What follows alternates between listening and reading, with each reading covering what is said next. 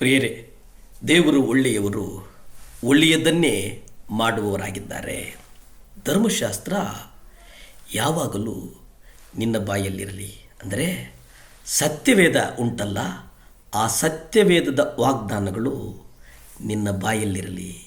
ಯೆಹೋಶುವ ಪತ್ರಿಕೆ 1ನೇ ಅಧ್ಯಾಯ 8ರಲ್ಲಿ ನಾವು ನೋಡ್ತೇವೆ, ಈ ಪುಸ್ತಕದಲ್ಲಿ ಬರೆದಿರುವ ನ್ಯಾಯ ಪ್ರಮಾಣವು ನಿನ್ನ ಬಾಯಿಂದ ಹೋಗಬಾರದು, ಅದರಲ್ಲಿ ಬರೆದಿರುವ ಪ್ರಕಾರವೇ ಕೈಕೊಂಡು ನಡೆಯುವ ಹಾಗೆ ರಾತ್ರಿ ಹಗಲು ಅದನ್ನು ಧ್ಯಾನಿಸಬೇಕು.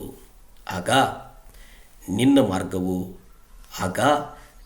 ಮಾರ್ಗವು ಸಫಲ ಮಾಡಿಕೊಂಡು ಮಹಾ ಜಯಶಾಲಿಯಾಗುವಿ.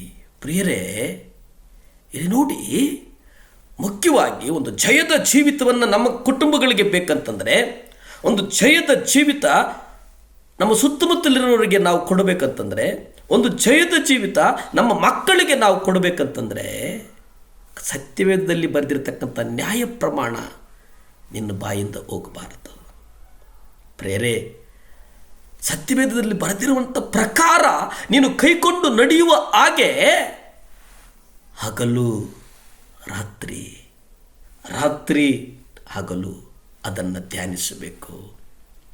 ಅದನ್ನು ನೀನು ಧ್ಯಾನಿಸಿದಾಗ ನಿನ್ನ ಮಾರ್ಗಗಳು ಉಂಟಲ್ಲ, ನಿನ್ನ ದಾರಿಗಳು ಉಂಟಲ್ಲ, ಆ ದಾರಿಗಳು ಸಫಲವಾಗ್ತವೆ. ದೇವರ ವಾಕ್ಯವನ್ನು ಹೊಂದಿಕೋಬೇಕು. ಇದನ್ನು ನಮ್ಮ ಬಾಯಿಯಲ್ಲೂ ಸಹ ಬಾಯಿಂದ ದೇವರ ವಾಕ್ಯದ ವಾಗ್ದಾನಗಳನ್ನು ಅರಿಕೆ ಮಾಡಬೇಕು. ಇವತ್ತು ನಮ್ಮ ಸಮಸ್ಯೆ ಏನು ಗೊತ್ತಾ? ನಮ್ಮ ಸಮಸ್ಯೆ ಏನಪ್ಪ ಅಂತಂದರೆ, ನಾವು ನಮ್ಮ ಕಣ್ಣು, ಕಿವಿ, ಮೂಗು, ನಾಲಗೆ ಇವು ಇಷ್ಟಪಡುವಂಥದ್ದನ್ನು ಮಾತ್ರ ನಾವು ಗ್ರಹಿಸ್ತೇವೆ. ಅವುಗಳ ಹಿಂದೆ ಓಡ್ತೇವೆ. ಅವುಗಳ ಹಿಂದೆ ಓಡ್ತಾ ನಮ್ಮ ಹೃದಯದಲ್ಲಿರ್ತಕ್ಕಂಥ ದೇವರ ವಾಕ್ಯವನ್ನು ನಾವು ಮರೆತು ಬಿಡ್ತೇವೆ. ಆ ದೇವರ ವಾಕ್ಯ ಎಂದು ಮರಿತದೋ ಆಗ ಪಾಪಕ್ಕೆ ದಾಸರಾಗ್ತೇವೆ. ಪ್ರಿಯರೇ, ನಮ್ಮ ಬಾಯಿಂದ ದೇವರ ವಾಕ್ಯದ ವಾಗ್ದಾನಗಳನ್ನು ನಾವು ಪ್ರತಿ ದಿವಸ ಅರಿಕೆ ಮಾಡಬೇಕು. ಆ ಅರಿಕೆ ಮಾಡ್ತಾ ನಾವು ವಾಗ್ದಾನಗಳಲ್ಲಿ ಜಯವನ್ನು ಹೊಂದಿಕೊಳ್ಳಬೇಕು.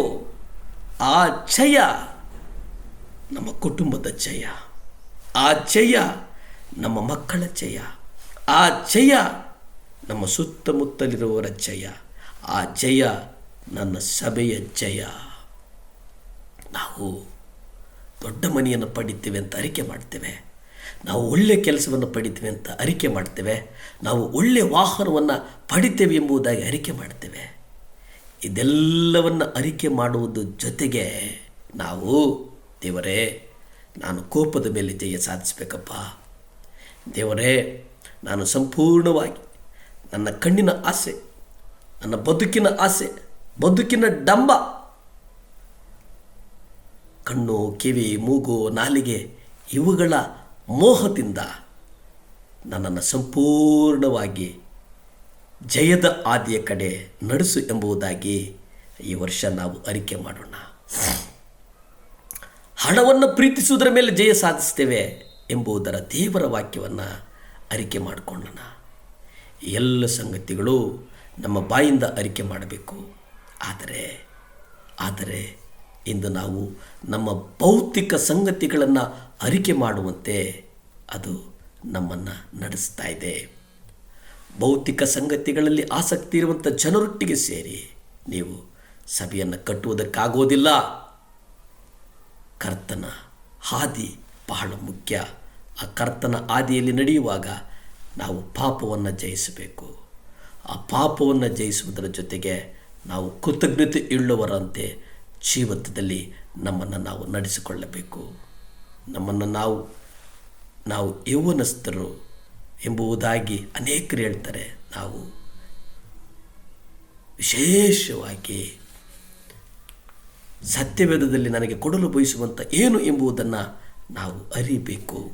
ನಮ್ಮ ಸುತ್ತಲಿರ್ತಕ್ಕಂಥ ಕ್ರೈಸ್ತ ನಾಯಕರುಗಳನ್ನು ನಾವು ನೋಡಿದಾಗ ಅವರು ಹೇಗೆ ಬದುಕಿದರು, ಅವರ ತ್ಯಾಗ, ಪರಿಪೂರ್ಣ ಜೀವಿತವನ್ನು ನಾವು ಗಮನಿಸಿ ಅದರಂತೆ ನಡಿಬೇಕು. ಆಗ ಕರ್ತನು ಆಶೀರ್ವದಿಸ್ತಾನೆ. ಪ್ರಾರ್ಥಿಸಿಕೊಳ್ಳೋಣ. ಭೂಮಿ ಆಕಾಶಗಳನ್ನು ಉಂಟು ಮಾಡಿದಂಥ ಸರ್ವಶಕ್ತನಾದಂಥ ದೇವರ ಸ್ತೋತ್ರಪ್ಪ. ನಿಮ್ಮ ರಕ್ತ ನಮ್ಮ ಮೇಲೆ ಚೆಲ್ಲಲ್ಪಡಲಿ. ಕಣ್ಣು, ಕಿವಿ, ಮೂಗು, ನಾಲಿಗೆ ಇವುಗಳ ವ್ಯಾಮೋಹದಿಂದ ನಮ್ಮನ್ನು ದೇವರ ಬಿಡಿಸು. ನಮ್ಮ ಕುಟುಂಬಗಳನ್ನು ಆಶೀರ್ವದಿಸು. ಸದಾ ನಿಮ್ಮ ಚಿತ್ತದಂತೆ ನಡೆಯುವಾಗೆ ನಮ್ಮನ್ನು ನಡೆಸು. ಸ್ತುತಿ, ಘನ, ಮಾನ, ಮಹಿಮೆ ನಿಮ್ಮೊಬ್ಬರಿಗೇ ಸಲ್ಲಿ ತಂದೆ. ಆಮೇನ್, ಆಮೇನ್.